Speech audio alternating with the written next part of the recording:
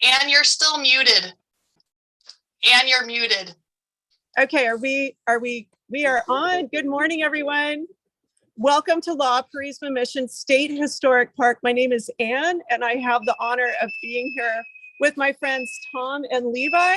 But first, I want to let you know we are on the village site of Mubu, which was the Chumash village here many years ago. And this is the ancestral land of the Chumash people.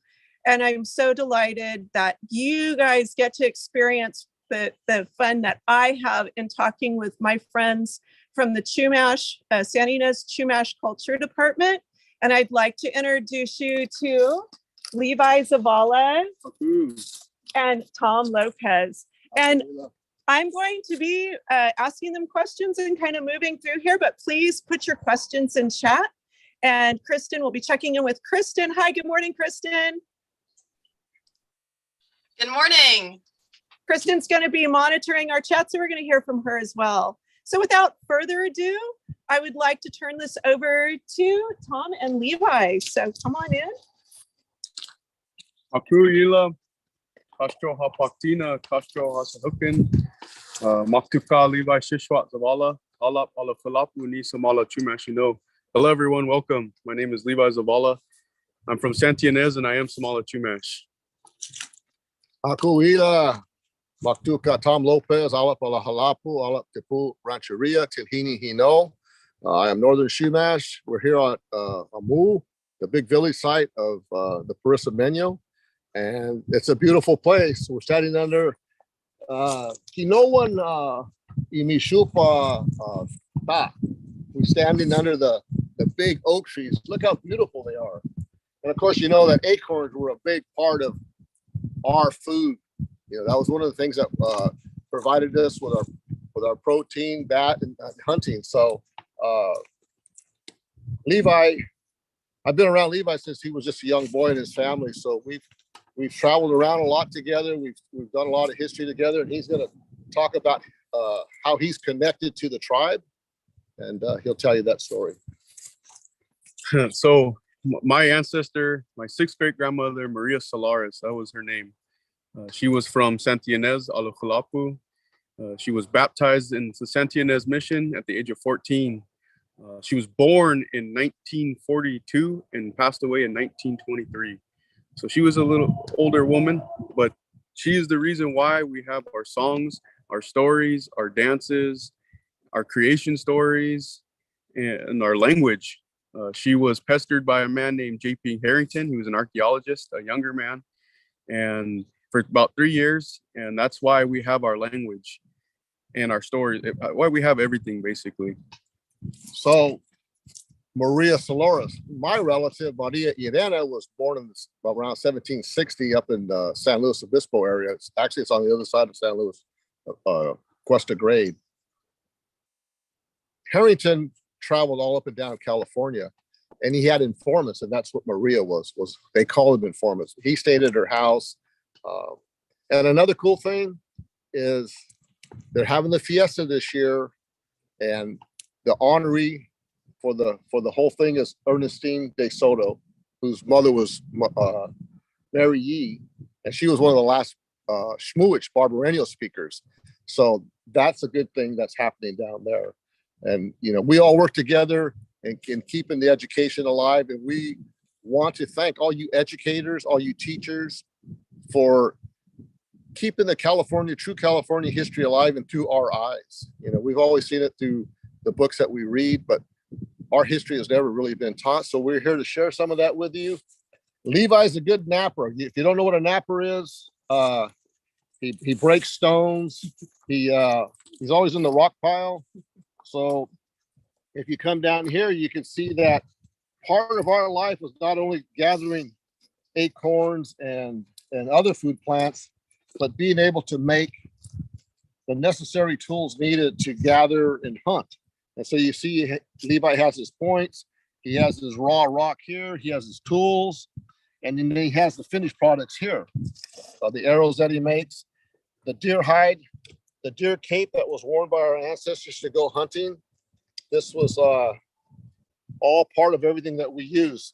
The cordage, the tar, And first of all, I want to shout out to Luther Richmond IV. Your dad just texted me, said your class was going to be in here. So, hey, you're a good baseball player. I see you all the time on social media with your dad. So glad you're with us.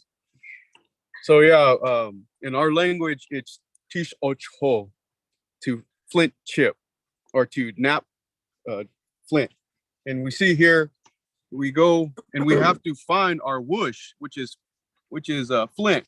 And these are the Chumash ancestral materials, the materials that we had here on our land, the Chumash land. You could see this beautiful Franciscan. We have Figueroa jasper and a little bit more. And you could just see all the color variants of this chert. And it's really, really tough stuff to work. So, and this blade here, we would call this a owa, a knife. This blade is made out of Monterey chert, and this is coastal chert. It forms in the Monterey Fault. It's high silica sedimentary rock, and it forms with asphaltum. So when you smell it, when you break into the rock, you smell tar. Now this owa, or knife, is made out of obsidian. Now obsidian's not our local material, but we did trade with the Northern Californias and Southern tribes. Here we have our percussion tools. These three here, these are called soft percussion antler tools. And when we look here, these tines is what they call these. These would be for your pressure flaking. And Levi, just to be clear, this is from when you hunt deer, you're going to use various parts, not just for meat and for the skin, but also you say you've got these, and this is from the antler itself. Yeah, so we have a few select antlers here. We have, these are elk antlers from Colorado. These are local deer antlers. This is elk, and this is actually a moose antler billet. This My is gosh, the that's crown. huge. Yeah. Wow. And so there's a lot that goes into flint knapping. You take your these would be called your primary flakes, or a spall. And because it has the cortex, so the skin of the rock on it. And if you look here, this one doesn't have that. So this would be a secondary flake. And this stuff is razor sharp. So we have to And be that's from very the careful. Inside of the rock, Yes, right? from the inside of the rock. So when we see rocks that are kind of, I'm going to show them over here. These are kind of like just rocks sitting there. And then Levi, you break them open and Yeah. they're absolutely beautiful and sharp and filled with a material that is really perfect for doing what you're going to be doing with it, right? Yeah, so the material that you look for has to be smooth, glossy like glass, featureless. So featureless means no quartz pockets. It has no freeze cracks in it. So yeah, when we look at that one, it's really pretty pure and not too much anything but the rock that it's made from. This is some Figueroa jasper, and we could see these inclusions. So this was a big freeze crack, and then you see these geodes in there. But there is still knappable material in this. So back in the old days, like Levi said, you trade for material. Santa Cruz Island had the best chert around, and so the trade between the islands and the mainland was very big. And they do that trade, Tom. How would they get it from the island to the mainland? They would use the tamols, the redwood plank canoes that we still build, make, and use in the water. They would also, as you can see here, this is one of the crossings. We started paddling at 3 a.m, and we paddle till the sun comes up. You can pretty much look at these guys and tell us that we're pretty tired. So in the old days, they would come to Santa Barbara, to Refugio, and they would haul materials out from village sites, and they would trade the chert and other stuff. They didn't have a lot of things on the island that they had on the mainland. So the Tamol and the Brotherhood of the Tamol, they usually were chiefs, the captains of the Tamols, and they kept that economy going. And they made all the bead money. That was the big thing. So Levi talked about the Do you want to show them what you're wearing there, yeah. Levi? This is a bead money. This is actually Northern California style because we use the clamshells. For clamshells here, we would make 2 beads, and we would use the olivella shells for the Matsutsu, the money. And that was the prize money. So that is so neat. Did you make those yourself? No, Is that your no. okay? This was a person who is an expert that makes these, and he hand rolls them on sandstone. So these are all hand rolled beads. Awesome. As we look at the finished product here. These are all tools that were used. These are knives. These are arrowheads or atlatl dart points. We have two kinds of bows here. If you look at these, so this would be your juniper bow. This would be made into a tot leap, which is a sinew back bow. This is wide, just like a Chumash style.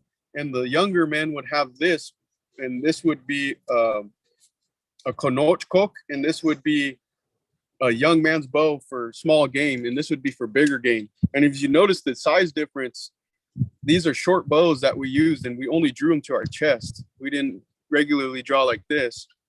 And so when a young man wanted to have a tot leap, a sinew back bow, he would have to go take a deer with his regular bow.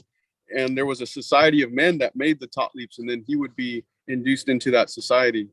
So here is the sinew that you would use that comes off the deer back, off the loin, and you'd have to work it. You'd have to pull it apart, and you can see these strings are coming like this. Okay, and so when they would tan these hides and they'd scrape them, you get bits of the hide, and they would save that, and they would heat it up and melt it, and you make hide glue out of that. And so what you would get a bunch of sinew like this, a little bit thicker, and then you would lay it you put some hide glue down, and you put this down, and you press it down with a piece of stick, and you'd overlap them, and you do the whole bow. So we didn't have access to hardware stores back in the old days, right?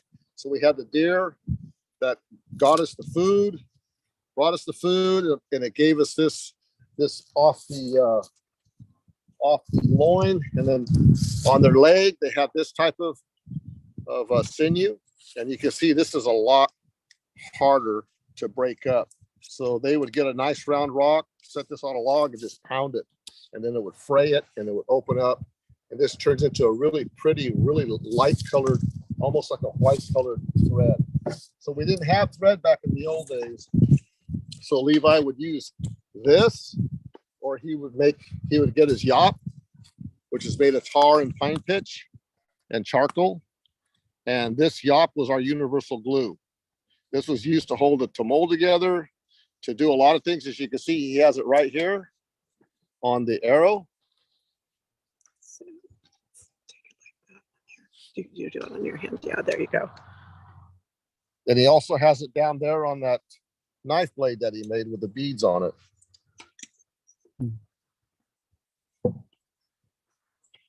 And on this handle here, for this little coat brush he made, same thing. So So- tar was really universal, or yop, because it's not just tar, is it? Well, it's tar to start with, and then you gather it, the hard tar, they have the hard tar, the soft tar. Carpinteria was a place that had, all the beaches have tar on them. But yeah, tar was the thing to use. And it's not only just tar, we also we heat it up with pine pitch, charcoal that's turned into a powder, tar, and you heat that up. You don't want to boil it because it has these solvents in it. And if you boil it, it gets too brittle. You want it to be almost elasticy. So, and you have to have the recipe right, otherwise it'll melt in the sun. So Kristen, I know we've been talking a lot. Great, thanks. Do we have any questions from the audience? We do have several questions here. We have a question when you were talking about some of the rocks there. Where do you find the rocks? That's a secret. I'm just kidding. No, I find them in my backyard. You just have to know what you're looking for because they're everywhere. You just have to know what you're looking for. So knowledge is a big piece of this, Levi. And so how did you learn your knowledge? We studied geology and all that, but what did you do to learn the knowledge of flint knapping? There's a lot of science in it. I did a lot of studying. I read a lot of books, and fortunately I have friends. One of my really good friends, a Santa Barbara Chumash man named Stephen Saffold. If you're watching this, hi, Steven. I'm just kidding. But he is an amazing flint knapper. He's been doing it since he was 16 years old. And I met him at an archery shoot, and he was so reluctant. He just said, sit down, let's make an arrowhead, you know? So he helped me get into it. And it's not something that you could just pick up a rock and make an arrowhead overnight. It takes a long time and skill. I've been flint knapping for a little bit of over a year now. And I'm surprised with myself, the progression I've made in my flint knapping. But it's like our ancestors are working through us. They say we can have intergenerational trauma from all of the adversity we had to face, but I feel like we can also have all the skills and mindsets that our ancestors had as well, not just the pain and everything we went through. Sitting down and thinking about it, Levi's always referred to these books here, the survival skills of native California. Talks about how different things were made: bows, arrows, nets, traps, digging sticks. This is something for the teachers to look at. This book here, we use this a lot too. This comes with 5 books, and you can order this on Amazon. And if you're interested in rocks and the mountains and all that good stuff, this is a really good book, geology book, for those of you that want to possibly be involved in mapping. It's a skill. I could have started the same time he did, but I was doing a lot of other stuff. And I could say within that short span of a year, you can look at what he's done, but he's dedicated to it. Absolutely. That is so cool. Kristen, do you have any other questions from the audience? We have several, but a really good question that we have here is a student wants to know how far they would have to travel to trade for obsidian and what they traded obsidian for. Obsidian. San Nicolas? Yeah. Or is that Fichelle? Because it was the island tree. They didn't have obsidian here though, did they? No. Yeah. So they went to down from Shasta. A lot of it came from Shasta in Mexico. I thought they had some out of San Nicolas too. Probably. I wouldn't doubt it at all. Yeah. So Tom, you were saying again, they traded, like Levi said, they would trade. What people don't understand is the method of transportation back in those days was your feet and your legs. And so we had runners, you know, people that would travel the big distance. You probably read about them or seen them in the movies, how these guys could run forever. That was our telegram system and our trading system. And so all the highways, all these places that you drive on now were native trails. We tried to find the easiest route, most likely. And so just like anything else, Levi's down there with his stuff at the beach because we're inland Chumash, and these guys are going, hey, that's some pretty nice stuff, you know, let's trade. And that's how things got around, which is not that's what economy does. I feel like humans at this point in time have been living the most comfortable they ever have. You know, that you could jump in your car and drive 200 miles in a day. Back then, you know, you have to walk. But these people were really physically fit. So, you know, they were used to it. They could walk miles and miles every day. No Home Depot. And they didn't have time frames like we do today. You know, if they wanted to walk 2 months up north or 2 months down south, then they could. It wasn't, you know, oh, you got to get up at 9 o'clock, go to work. 9 to 5. You have responsibility. They had a lot of time on their hands. They had a lot of time on their hands. That's awesome. So let's move down here to the our musical instruments. We have dancing sticks, feathered scapa Bolton. And so this cordage here is stinging nettle. So we would use this flat fiber here to get this. So I'll make all our stuff out of, in the old days, they made everything out of fiber. And the really cool thing, you guys, is Tom and Levi are amazing with cordage and crafting. They are definitely craftsmen. This, Go ahead, no. This is a bowstring. As you can see, this has a loop, what we call a bow loop, and it's incorporated into the string itself. And this is actually made out of stinging nettle, this cordage here. And you're calling it stinging nettle, so I'm sure there's questions. Does it sting? Oh, yeah. Look at this, that skirt made with dog bane cordage. And that's the dog bane stick there, the plant that we harvest and dry. And then we make cordage out of it. Levi's got a whole bunch right there. Look at, it's got a really pretty red color to it. This would be tok in our language, the dog bane. This is the Chumash's most important fiber that we used for everything. It was used for bowstrings. It was used for nets, net skirts. They actually have 250-foot drag nets that the coastal people would make. The tamols were sewn with it. They said it took about 2 miles to sew the tamol with the miyash atok, the dog bane cordage. So how did that work? How did they get 2 miles worth of dog bane cordage, Levi? Did you do all that? I think they would have one guy here, one guy 2 miles down there, and they start making cordage. No, it's you know, we had occupations back then. We were just like today. You'd have your foot nappers, you'd have your cordage makers, you'd have your glue makers, your yacht makers, your arrow makers, your bow makers. So everybody had an occupation back then, or you were just skilled all the way around. I feel like the common person back then had the skill set of, you know, making cordage, making foot nappers.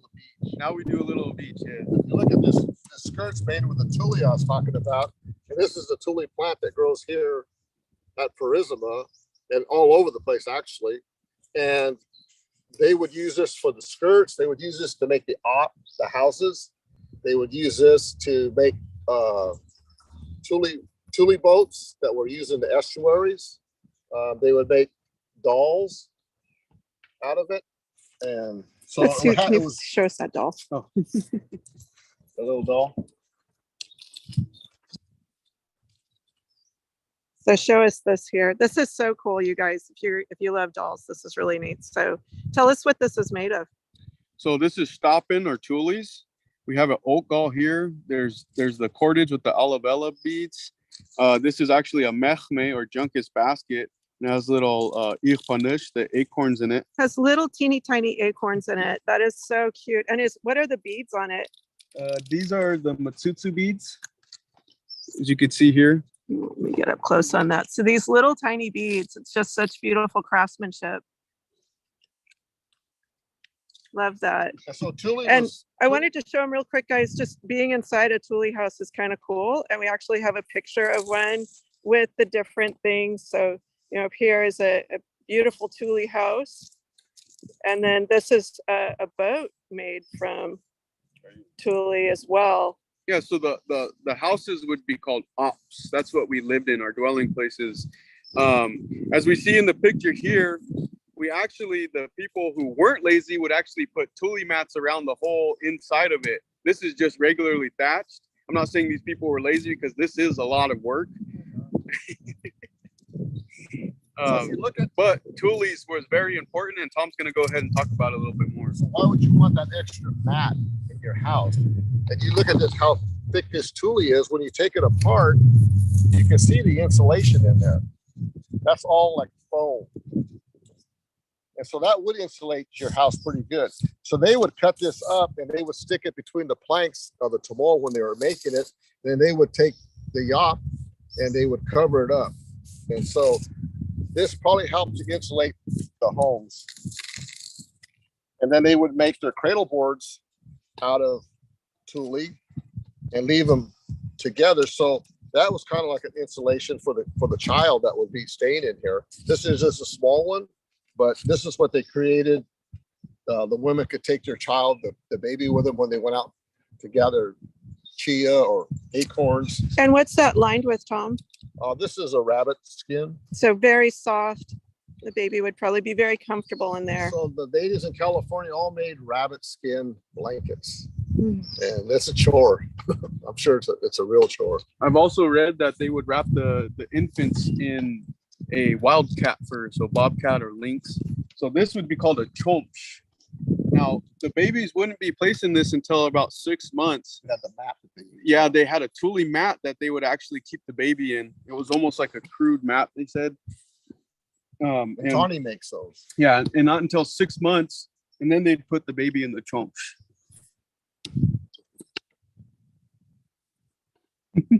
So do we have questions? Kristen, do you have any questions you want to share with us?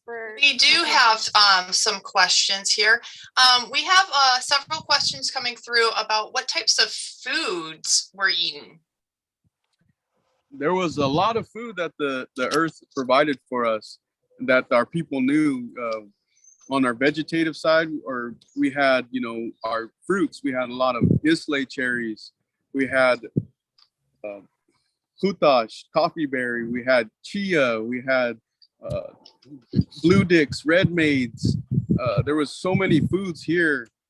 On the protein side, you'd have deer, you'd have rabbits. We had elk here, birds, any kind of quails, doves. There was a lot of food here. Ducks was a lot. It was eaten a lot too. They would throw those right on the coals and roast them like that. As Tom was saying earlier, most California natives ate acorns. Not all, but most California natives. We called it ihuanush, the acorns, and we would hit them on the trees to make them fall. Now the peoples here would actually gather all these acorns, and they'd gather enough for the next year as well. And they had granaries, so they would make these big crude willow baskets with the leaf still on them, and they would cover them in mud, and they'd keep their acorns in there for a year, and they'd come back, and then they would process them.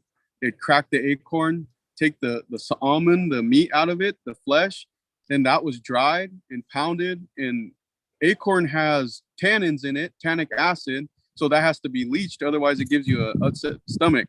So they would leach that in water, and then they would go ahead and make their the acorn mush, they call it. It's kind of like malto meal. I've had it from Northern California and down here, and every tribe is specific to their own oak tree that they like to eat. Very good. So how did they cook that shapuchish? Back in the old days, they didn't have pots and pans. They had the big soapstone bowls. But these are open weave baskets that we would use. The women would make the tight baskets, and they would make them so that they could boil water in it. And I had somebody ask me, well, would the baskets burn trying to boil water? Well, yeah, they probably would. So they would heat stones up, and they would rinse them, and they would put them in the water. And the water would start boiling, and then the shapuchish would be cooked into that boiling water. We do have cooking classes for the community and for the young native people. We do make acorns. We gather the acorns. They shell the acorns. They grind the acorns. They dry them. They leach them, and then we'll make cookies. We'll make tortillas. We'll make breads, and then we gather elderberry, make elderberry sauce, and then some of the hunters on the res will donate venison to us, and so we'll cook venison. We might get a yucca root, all the stuff that our ancestors would eat. Now, you all know what chia is. Chia is very small. Red maize, was it red maize? It's very small also. How did they gather the little tiny seeds? You can walk out here on Purisima right now, and chia is growing out there. So they made big flat baskets, and then they would make almost like a tennis racket, and they would go out and they would harvest their seeds that way. It was very labor intense, but that's how they did it. And so you go to the store and you buy that chia seed, just think about going up at the side of a mountain and knocking flowers around all day just to get something to eat. And so right here, we talked about how the Purisima lived here, or the Amu, and you can see all the native plants, the food plants are still here, and the medicine plants. So when we go up, so when you talk about the chia and the red maid, these are wildflowers that are out right now, and then they're going to produce seeds as soon as the flowers are done flowering. That's their product, is they're going to get these little seeds, and that's the food that you guys would collect. Red maids were ceremonial type of food. Coyote talks about it in his stories about how that was preferred food, and it had just a lot of good stuff in it. But how did we gather this stuff? We made Indian sticks. Down about where Levi is, you can see there's a couple of things. That's mine. It's harder for me to get around the mountain, so I made like a big cane. Boot launch. So yeah, you go out and you pull up the ground like this, or you can scrape it like this. There you go. Let's check that out. You can do it like this. or you could dig them up like this. Sometimes you'd want to have a flatter blade. They would fire harden these. And then the yucca roots, you had to use toyon because toyon is a very strong wood, and they would have to pry them up out of the ground. So we've gone up, and we'll probably go again, like we always do, to gather the food products. I just want to do a shout out to Ayumi. I know you're up in Canada, you and your family, and it's good to see you on social media. And you texted me and said you were going to listen to us today. So good to see you. Here, Levi. How cool are you? Ayumi used to work for the tribe in the environmental department. So one of the main foods we dug for was the blue dicks, and in our language it's no, it's zichoten, excuse me. Zichoten was the blue dicks, and it's an onion. They don't taste anything like an onion. They're really creamy, and we would roast them, and that's one of the main food sources we would eat digging up. So we try to do it the old way, and we drive up to the mountains, local mountains in San Ynez, and you get out and you're looking for a specific plant, and there it is. You'll find cordy's. We don't find dog bait up there, but there's milkweed growing up there. And the yucca, we use yucca for fiber too. There's yucca right So there. here's the blade. We call this mek, the yucca. These were eaten. The blossoms were eaten. The roots were eaten. You could also make soap out of them. And when you pound the blades, you have all these fibers here, and these can be turned into cordage. Stronger fiber too. It's a lot stiffer. And you start making your cordage out of that. And this is what, how long were those nets that you were talking about? They found a dragnet that was 250 feet long. So that process is the thing Yeah. that produced 250 feet of cordage. It sounds like you would need a team of people to work that out. Probably, yeah. I mean, if you had 8 hours a day or even longer, there wasn't a concept of night or day back then. They could work all through the night, all through the day. And they also had a different technique. This is kind of a slower technique that I like to use, but some people can actually roll the fibers on their leg. So they have it like this, and they roll it, Water helps. and it gets tension, and then you let it go. Oh, look at that. That worked too. That wasn't as tight as it. And so It could get, the coastal Chumash built those big nets. And so like Levi, being around him from when he was just a young boy, and his brothers, same thing down in Santa Barbara. These young kids now are young adults, and they're paddling the tabos, and they're wanting to fish, and they're making their fishing lines, and they're making smaller hooks than this, abalone hooks to fish with. They could use a piece of bone to make a gorge. Yeah, there you go. So that's a fish hook right there, made from abalone shell. This is too big to fish with, but they would make lures, huh? Mhm. And then in the stories they talk about going out and using these lures they made to attract the fish to come in. And we had harpoons that we used too in the coastal areas. So we were very creative, not only being inland, being in the mountains, using the streams, making fish traps, all that stuff. So we harvested birds, we harvested deer, we made our regalia, our hunting regalia that we would go out and use. Then we had our ceremony stuff that we use. So all this stuff here you see is mine and Levi's regalia made out of hawks, pelican. So maybe if you pick one of these things up, they can better see what's going on here. So right here, this is the scop onok, the feathers of the buzzard, our California turkey vulture. And this is a pioche. Now this is a feathered dance skirt that we would wear on our waist like that. And we use these for a lot of our dances. Some dances didn't have the pioche, but for the most part, we used a lot of these. And you see here, this is a takulu shokshinash. This is a feathered down cord. And the reason why we had these, and you see the down flying off, is this was our power, our ushkal, they call it. And every time this down comes off, it's a prayer that leaves. And I actually have a picture. I believe it's Tom, and you're in your regalia and you're dancing. That's Chito. That's Chito. Okay. He wish he was Tom. And I have some other photos as well, but what are you holding here? This is my dance. Oh, that's here. so cool. This is made out of the red-tailed hawk. Sing songs about him. And you have some abalone on there too, right? Or is that, what is that? There's abalone on there and shell, pearl. That's just really, really cool. And all these feathers come from the bird itself. Like Levi was talking about the takulo shokshinash. This is just made out of store-bought jute. He made his out of dog bane, which takes a longer time. These I just made. We have a lot of young kids that want to dance. I have some young kids dancing here. So this is a pelican skirt. Oh yeah, that's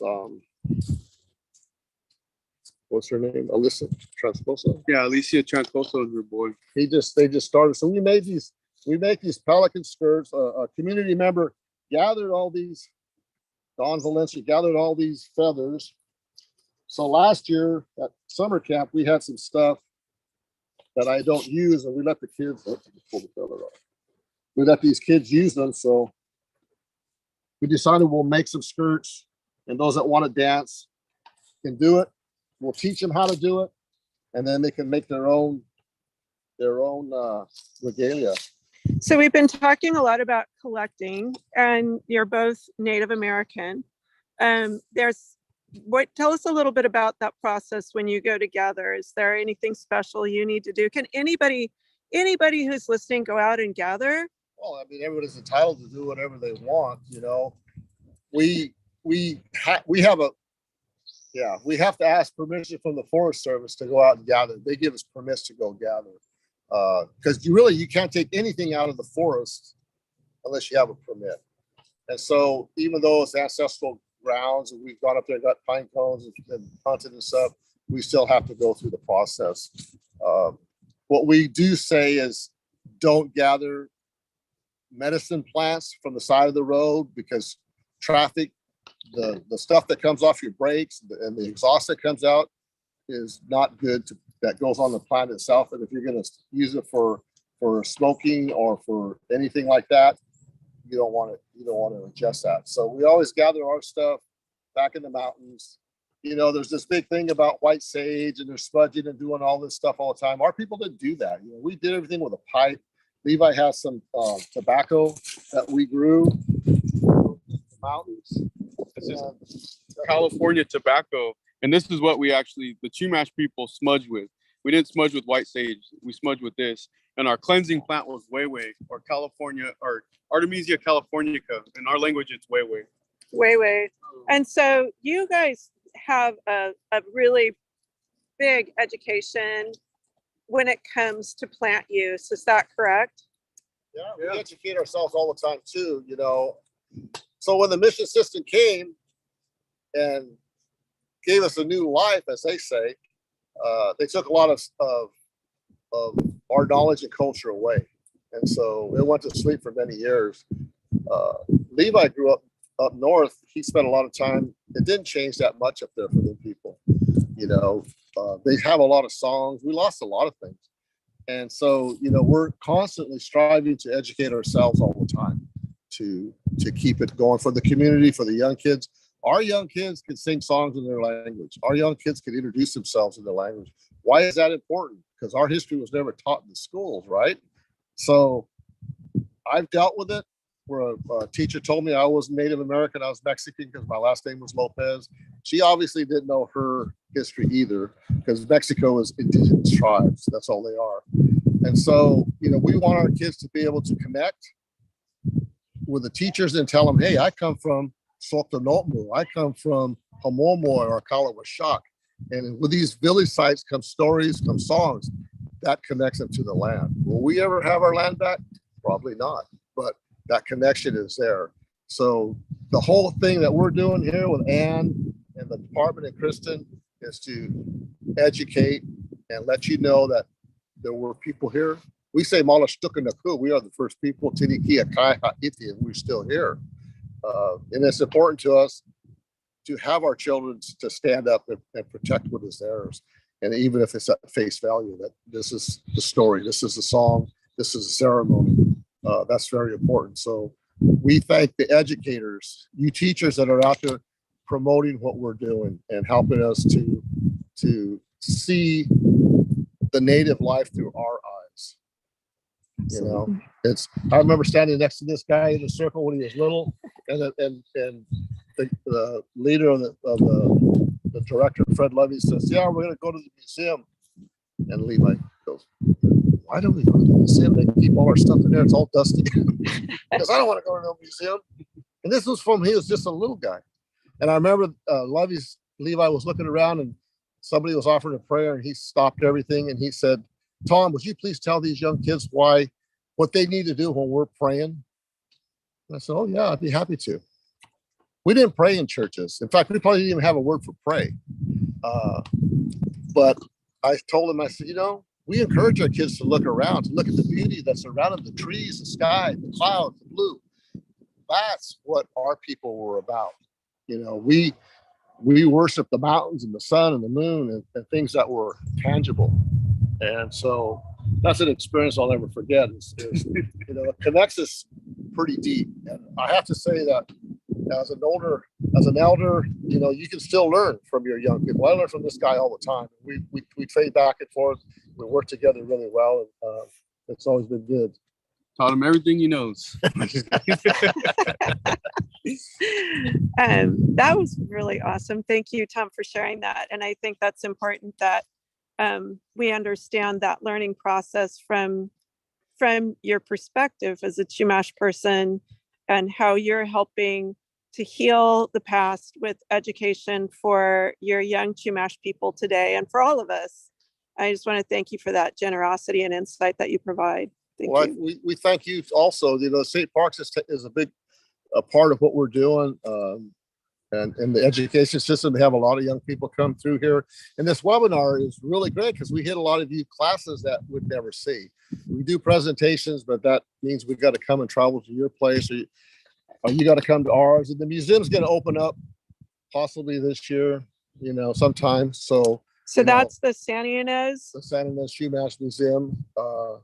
And it's going to have some really nice stuff in it. And we'll have a lot of classes going on there. And that was built by the Santa Ynez Band of Chumash. So this is a completely Chumash project, and it's really beautiful. I've driven by the site, so we're looking forward to having that open.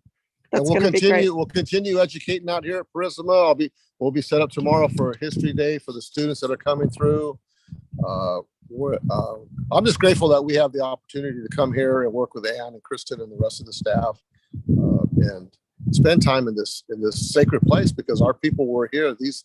There wasn't just strictly people from Purisima that were here. There was natives brought in from San Luis Obispo, from Santa Ynez, from the islands, when the missions were developed. You got to figure in 1540s, Cabrillo sailed into Santa Barbara Channel, and it was pretty much all over for the culture of the Chumash.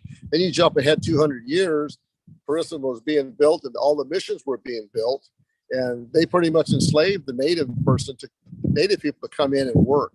They didn't give us anything that we didn't already have.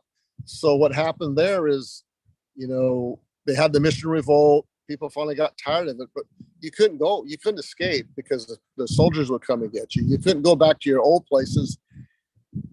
Our food sources, like we talked about, were taken care of. We didn't just walk around and hope we found a plant. These places we went to were taken care of all the time because we went back. We never took more than we needed. But when the missions came and they brought cattle and all this other stuff, that got rid of a lot of these places. So those people that were on the run, they couldn't say, "Look, let's stop at the store and get something to eat." All the places that they were used to going to weren't there anymore. And so it's nice to come back out here and still see there is some of the food sources. And that's just a little bit of history about what the missions did to us as people. Took our culture, took our ceremonies, took our songs. Like Levi said, with his sixth great grandmother Maria, we have all this because it was talked about, written down, and we put it to good use to educate. I just wanted to say, as Tom was saying, the missions changed our name. As he said, Obispino, there's the Purisima, the Insenio, the Ventureño, and the Santa Barbara Barbareño, you know, and those are the Spanish names that was given to us. I'm not Insenio, I'm Samala. The people from here weren't Purisima, they're Amu. The people from Obispino, they're not Obispino, they're Yachtu Titu Tahini. And the people from Santa Barbara are Sumuich. The Ventureños, those are Mitzcana Cotton. Those are the real names of those people. And that's what we use. And that's what we want people to use, because that was taken from us. So we're taking it back. We are the Samala Chumash. I am Samala Chumash people, person. The people here were Amu, and we're on Amu land. So Chumash is generalized. We had our own names, and that we would like people to acknowledge that and use that instead of the Spanish names that we hear today. And the Chumash covered 7,000 square miles. You know, we were here, and we're here in Lompoc, out of Vandenberg, all heading west, going up to Paso Robles, over into Cuyama, up into Kern County, up by Bakersfield. And we went down as far as San Gabriel, San Fernando, Santa Paula. That was all Chumash territory, Malibu. And you can see on the map there, it has it in orange. Who were our neighbors? The Selenians, the Katanamuk, the Tavium, The Yokuts. the Yokuts. So we have a lot of, in our stories, they talk a lot about the Yokuts. We recently went down, well, it was last year, wasn't it? To Hollywood. Mm-hmm. We went to the 100th anniversary of the Hollywood Bowl and danced with the Tongva people. We have some Chumash friends that are Tongva and Chumash. And so they invited us to go down. It was him and I and another young man from Santa Barbara, Spencer. And we had a great time. We danced 2 days, and they did a land acknowledgement, and it was great. It was great to participate in that. That's wonderful. And you also, if one of you can go get that book we were talking about earlier, the Spirit Rangers. Oh, yeah. You know, it's pretty cool. I had a friend tell me the other day, you got to check this out on Netflix. There's a Chumash cartoon. Yeah. And Levi, do you want to tell us a little about it? Well, Carissa Valencia, a Samala Chumash person, actually wrote these books and made a TV show on Netflix. It has some of our creation stories in this show, and I feel like, and it has language, so you know, it's reaching a lot of people that otherwise wouldn't know about Chumash people or the Chumash stories. So it's also, my grandmother has a book called Hus, and that's a story about our grandmother Brigida, Maria Solaris's mother, and she's Yokut from Kishapnushmu, up by Cuyama, the area of there. And so we're not only Samala here, we're also Yokuts. Is Hus on Amazon? Can they order on Amazon? Or they have to go through your grandma? I think they'd have to go through my grandma. No, Yeah. I was going to try to pick up that book, and I just thought about it. And but this book here is December's Child for you teachers. If you want books for your school, we showed you earlier the materials one, the 5-book set, and the survival one. And this one here has stories with Blackburn, and Maria's stories are more in depth, but a lot of our stories are found. The San Ynez stories are found in this book, so it gives you a little bit of a detail what's going on. And then this is a good book here that talks about what wasn't taught in class. You know, California history. We're not calling all the teachers liars. No, that's just the name of it. Yeah, it's just the name. That's from my day, my period. You know, like I said before, we're so grateful to the educators now that are taking part in this and opening people's eyes that, you know, who were the first people. Well, we believe we were the first people. Very good. You guys are awesome. Hey, Kristen, do we have any questions? Because we're starting to wrap up here. We have a few questions here. A student wants to know where the name Chumash comes from. Well, the original name was Beach Chumash, which was Santa Cruz Island, and it means the bead maker. Ones who made the bead. So we talked about the Tamil and the economy and how they went up and down the coast selling stuff and trading stuff. They were in charge. Levi talked about bead money. They were in charge of the bead money. Beach Chumash means the bead maker. So that's where that comes from. Wonderful. Do you have another one? We have two more talking about beads and shells. Where did they find those? At the beach. Yeah. Most of the shells were ocean shells, so we would trade with the inland and the coastal people would trade, but most of the time they were found on the beach. So they would go from Sotonomo, which is at the foot of Figueroa Mountain, and it's probably 30 miles from Sotonomo to Refugio Beach. They would go over the mountain to Casilla, and so they found shell midden at Sotonomo. So you can see that the trade was going on. They have the abalone shell. That's a black app. These are nice. They make nice hooks. Very rare. And where's that one from, Levi? These are from the islands. From the islands, and then the red abalone is bumpier. Let's see that one. So this one's a little bumpier, you guys. It just needs a little love. It'll just be just as beautiful. But this is from Bannerbury Air Force Base. So it look like that red one there. So yeah, so we have another one over here where they've you'll clean that up. Yeah. And it'll look like that. That's so beautiful. And you're going to use that for a variety of things. Yeah. They used to plug the holes. See how these holes are plugged here? So this is the tar, and this would be used as a water container. Nice. Yeah.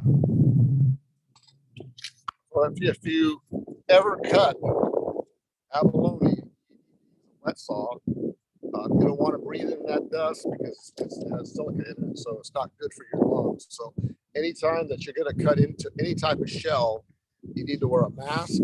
They make a thing called a ring saw that keeps everything wet, but you want to make sure you always wear a dust mask and eye protection if you ever cut it. Excellent. So a lot of the stuff that you see, the hides and stuff, we have obtained these because these animals have deceased and no longer. So we were fortunate to get the hides and use them as an educational purpose. So I know a lot of kids get upset about, why did you kill that animal, or what did you have that animal? You have to understand, back in the old days, I come from a big line of hunters in my family, and so does Levi. We went out and got our own meat. Now everybody goes to the store, and a lot of you young kids don't understand that what you buy in the store was living sometime or another. So hunting has been a big part of all cultures, not just the native people, but all cultures throughout the world. And so you can see, like when we talk about the deer, all this different stuff that we make just from one deer. That's very important for you to know that. Awesome. All right, Kristen, you had one more question for us?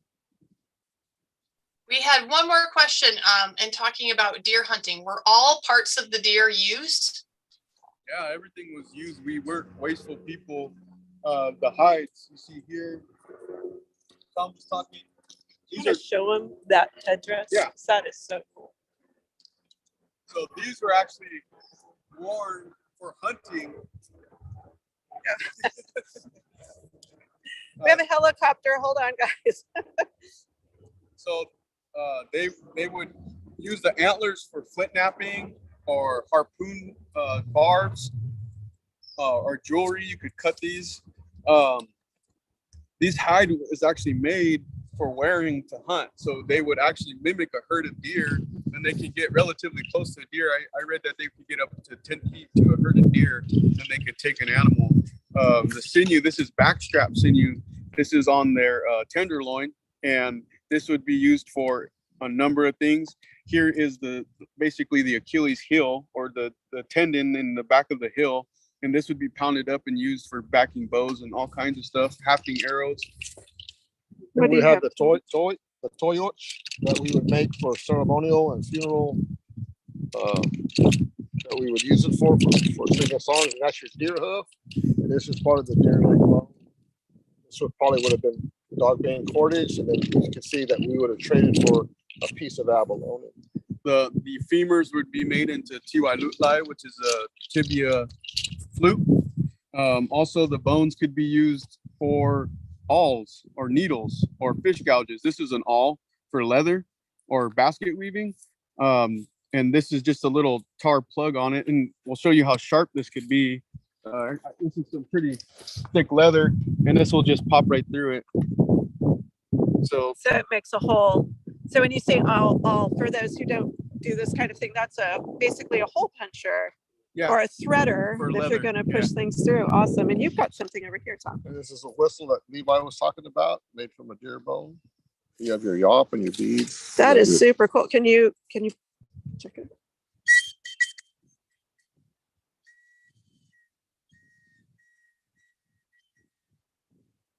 So all our ceremonies were started with blowing the whistles. Had to be 3 people blowing either, well, they use deer bone whistles, but we also have it made out of weak bones from different birds too. Excellent. All right. Well, guys, it is time to wrap it up.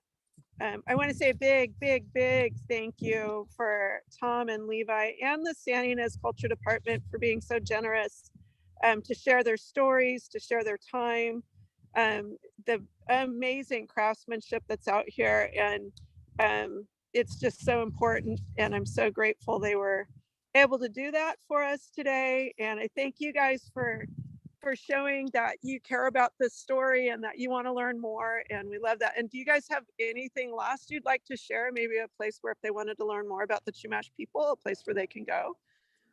Well, once the museum goes up, that's going to be your best place to learn about the Somali Chumash people. And then also acknowledge that we're standing on all native land. All this land, all of California, all of the nation here was somebody's, land that was taken from them unrightfully. So acknowledge that they had their stories, acknowledge that they had their songs and their culture and their creation stories. And if you're on land and you see trash, pick it up. We want to keep our land clean and safe and learn as much as you can about where you're from. You can also access the Purisima website. We want to set up a website where we can answer questions for you. So if you have any questions, any of you educators, your teachers in your classroom, you can send them to us and we'll be happy to respond. Thank you so much. All right. So how do you say farewell in Somala? There's a number of ways. Kiwanaten. There's Kiwanaten, Alishtahaten, Mutsayuti. Nokutian Mamatli, Nokutian Mutsayuti. See you soon. Yeah. Nokutian Lasitini Hashu. All right. With that, thanks again, you guys. Thank you, everybody, for joining us. You all have a great Thursday. Bye.